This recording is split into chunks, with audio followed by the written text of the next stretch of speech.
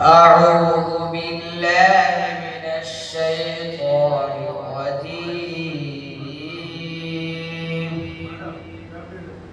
بسم الله الرحمن الرحيم. وإذ قال إبراهيم رب اجعل هذا البلد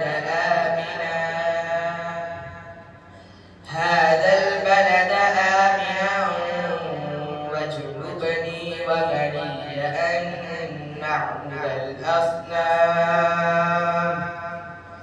رب إنهن أضللن كثيرا من الناس فمن تبعني فإنه مني ومن عصاني فإنك غفور رحيم.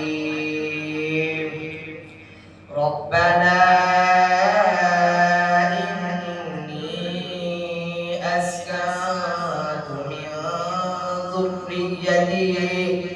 من ذريتي بواد غير ذي زرع عند بيتك المحرم ربنا ليقيموا الصلاة فاجعل أفئدة من الناس تهوي